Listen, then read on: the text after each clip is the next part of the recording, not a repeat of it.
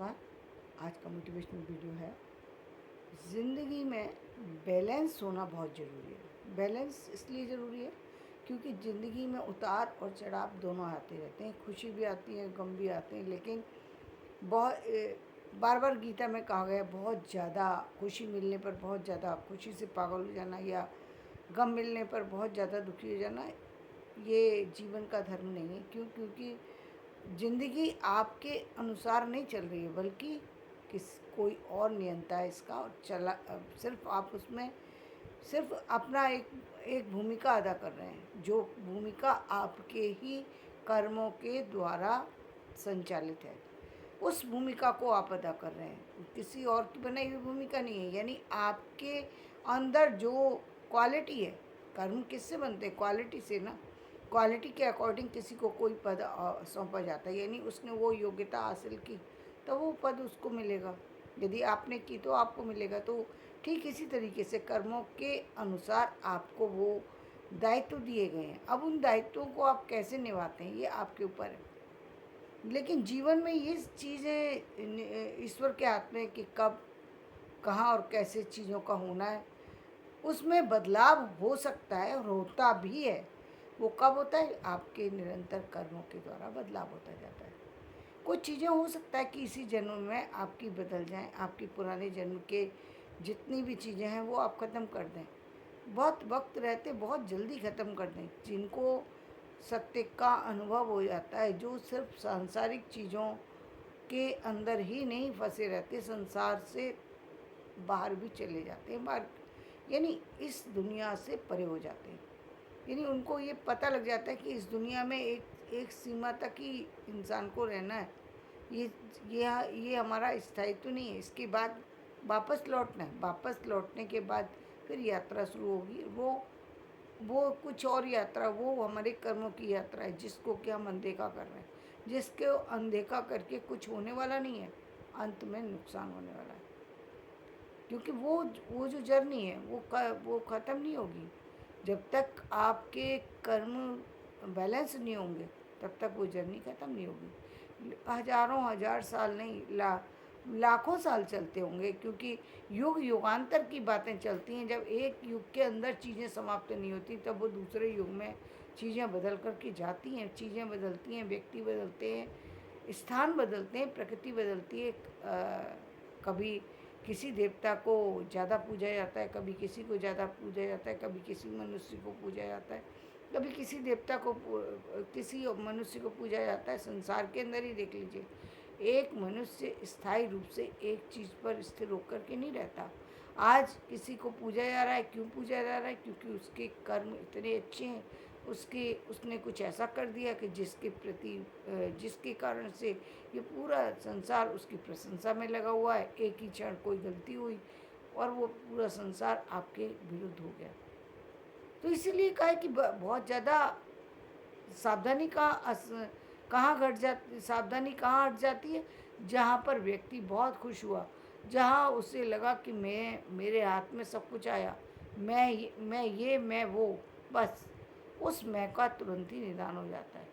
तुरंत ही प्रकृति कुछ ऐसा ला के सामने रखती है कि वहाँ पर आपका वो अहंकार, वो चीज़, वो परिस्थिति खत्म हो जाती है। तब आपको पता लगता है कि आप कुछ नहीं थे। आप जो सोच रहे थे वो बिल्कुल गलत सोच रहे थे। आपकी अपने बारे में जो राय थी वो गलत राय थी, क्योंकि आप अपने विषय में जो जानकारी लेनी है वो आप रख सकते हैं, लेकिन आपके बारे में यदि कोई व्यक्ति क्या सोचता है, ये बात तो दूसरे को ही पता है, वो आपको नहीं पता। वो आप तब समझ सकते हैं, या तो आप इतने ज़्यादा सामाजिक व्यक्ति हैं कि जहाँ पर चर्चा हो रही है आपकी, जहाँ पर बहुत सारे लोग हैं और वो लोग आपको आके बताएं, तो शायद आपको समझ में आ जाए। या फिर बहुत सारे आजकल ऐसा है, जैसे कि चीज़ें घटित होती हैं और फिर चैनल के माध्यम से व्यक्ति खुद को देख करके समझ सकता है कि वो उसकी स्थिति समाज के अंदर अच्छी चल रही है या बुरी चल रही है। उसको वो पता लग सकता है, मीडिया के थ्रू लग सकता है।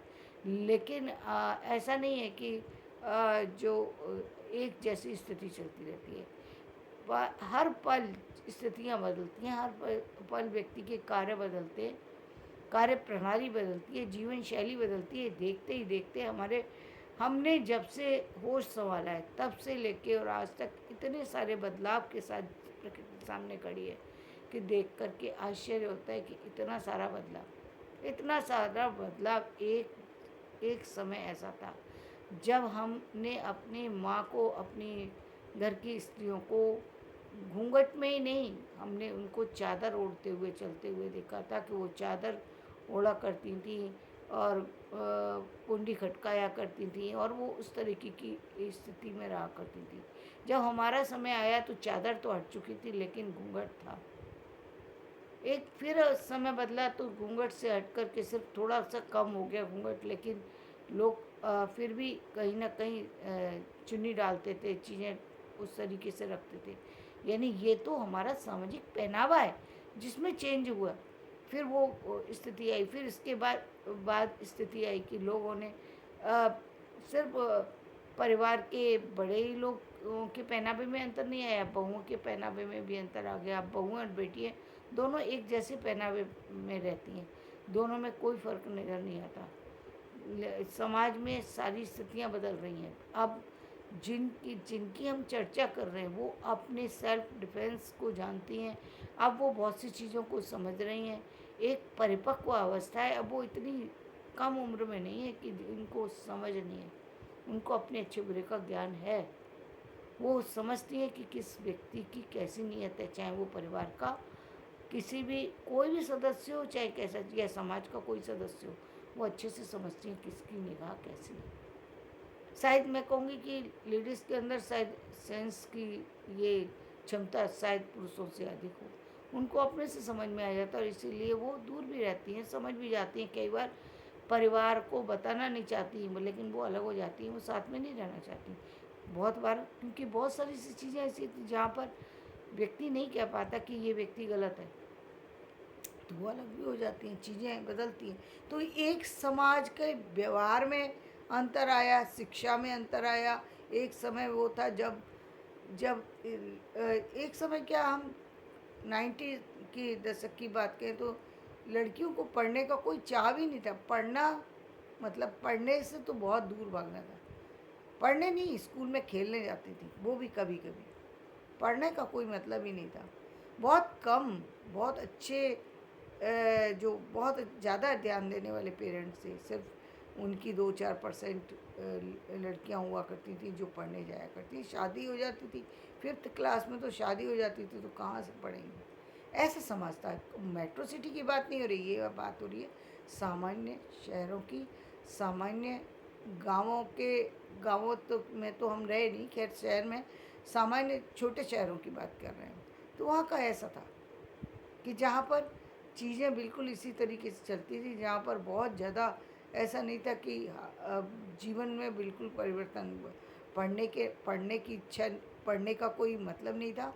यदि कहीं कोई शिक्षा दी जाती थी तो सिर्फ एक तरह की शिक्षा दी जाती थी। वो शिक्षा क्या दी जाती थी कि यदि कहीं कोई समस्या आती है तो जो है एडजस्ट कर लो, किस तरीके का एडजस्टमेंट कर लो। यदि फाइनेंशियली दिक्कत आती है तो कुछ घर का घरेलू काम सीख लो ताकि उस काम को कर सको।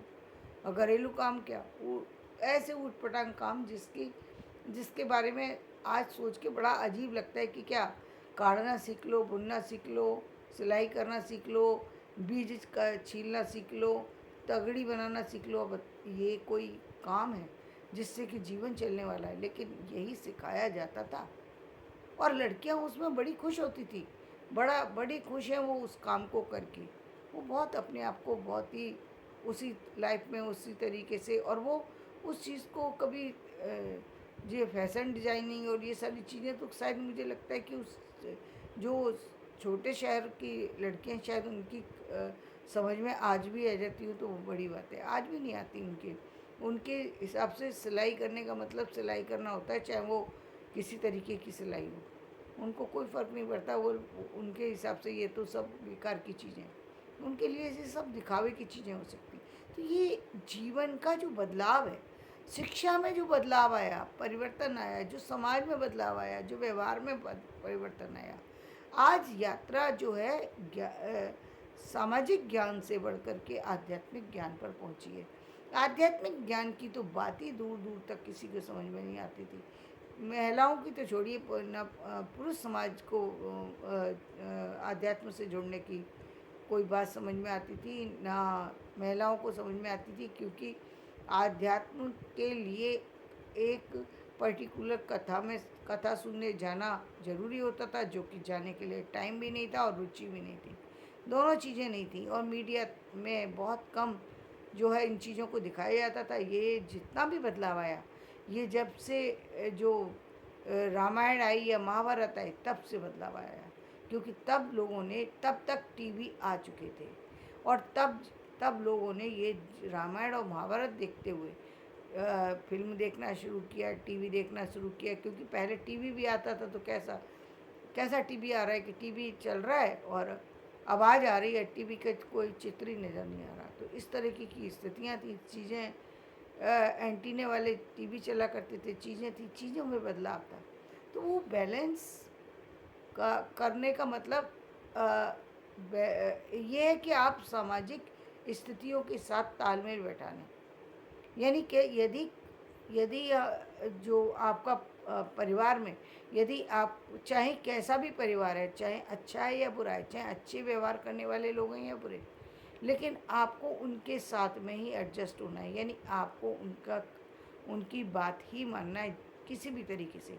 तो ये जो थी, ये तो एक जो है, ये चीज़ इसलिए होती थी क्योंकि खुद के अंदर मैं जो, ना तो पुरुष समाज के अंदर, ना तो पुरुष ही समझदार थे, ना स्त्रियाँ समझदार थी। इसलिए इस तरह की स्थितियाँ घटित होती थी। इसलिए वो भागते रहते थे, दोनों ही भागते थे। किसी कोई सिचुएशन आ जाए, कोई परिस्थिति आ जाए, तो उसको सुनना नहीं है, सिर्फ भाग जाना है वहाँ से।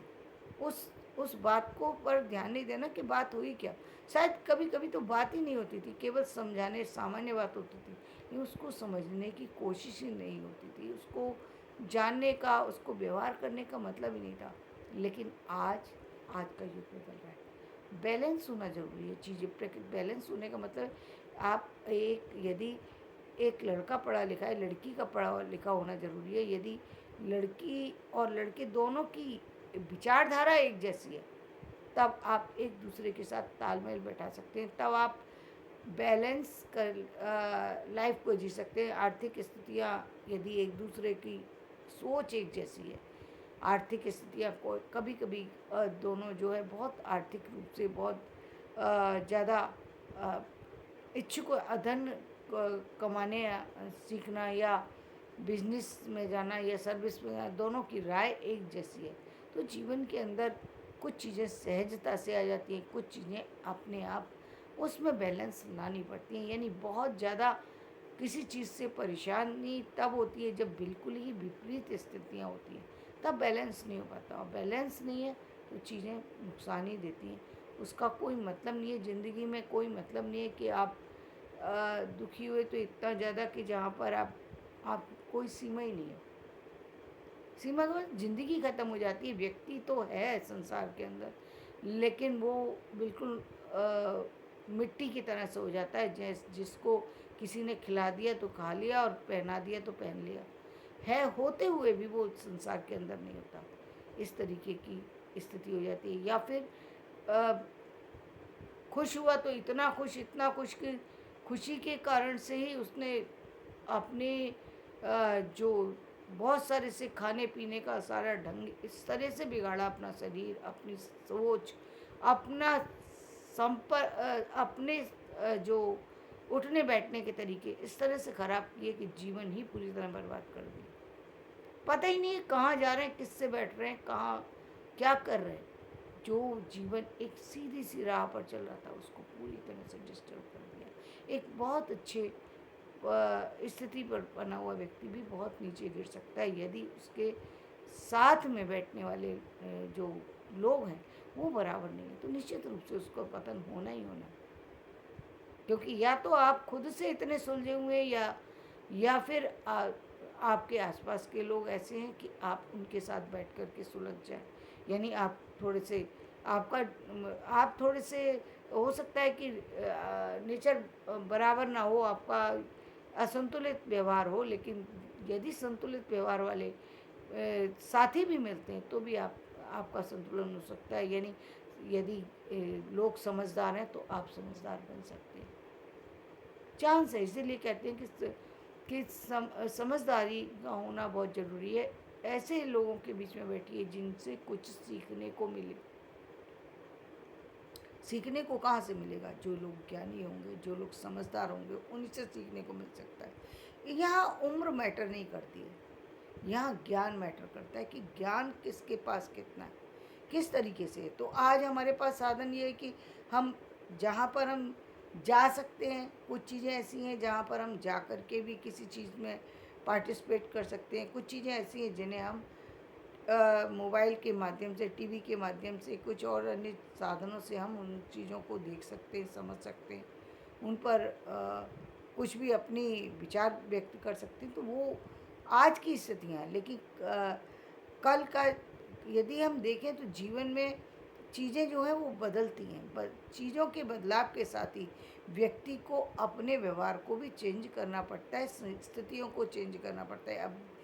अब देख लीजिए कि देखते ही देखते जो अ, आप ये देखिए कि यदि जो अ, ये जितने भी घर के बनते थे उस समय के घरों की रचना देख लीजिए, और आज के जो जो मल्टीपर्पज़ जो बिल्डिंग बन रही है उनकी रचना देख लीजिए।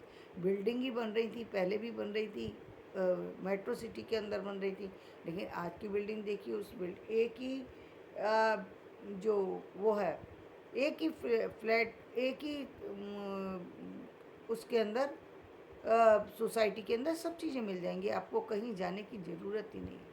A to Z सारी चीज़ें आपके पास अवेलेबल हैं आपके पास। और क्योंकि सारी चीज़ें अवेलेबल हैं, इसलिए आपके पास वो समाज भी पूरा का पूरा अवेलेबल है, आपको कहीं जाने की ज़रूरत ही नहीं है। आप घूम भी वहीं सकते हैं, खेल भी वहीं सकते हैं, अपने अकॉर्डिंग लोगों को भी सेलेक्ट कर सकते हैं, चाहें तो, नहीं चाहें तो आप अपने काम में बिजी हो सकते हैं। काम में बिजी होना तो सबसे अच्छी बात होती है, उससे अच्छी तो कोई बात नहीं। लेकिन जीवन में सबसे ज़्यादा ज़रूरी है कि आप बैलेंस बना करके रखें। किसी भी चीज़ से बहुत ज़्यादा जो है परेशान हो जाना या बहुत ज़्यादा खुश हो जाना, यहाँ चीज़ें जो है वो निश्चित रूप से ख़राब हो जाने का की संभावना होती है, क्योंकि कोई भी चीज़ जीवन के अंदर स्थायी नहीं है। ना सुख स्थायी है, ना दुख स्थायी है। तो जब चीज़ें स्थायी नहीं है तो उस पर इतनी गहरी सोच क्यों, इतना इतना ज़्यादा उसके उसको अपने ऊपर क्यों लेना बर्डन की तरह, कि ये चीज़ें स्थायी रहने वाली हैं। जो आज है वो कल नहीं रहता, जो कल है वो परसों नहीं रहेगा। तो सोचने की ज़रूरत नहीं है, बल्कि समझने की ज़रूरत है। और कोई भी परिस्थिति में व्यक्ति पर ही निर्भर है कि वो उस परिस्थिति को किस तरीके से हैंडल करता है। तो धन्यवाद। मेरा ये वीडियो पसंद आए तो आप इसको लाइक करें, शेयर करें।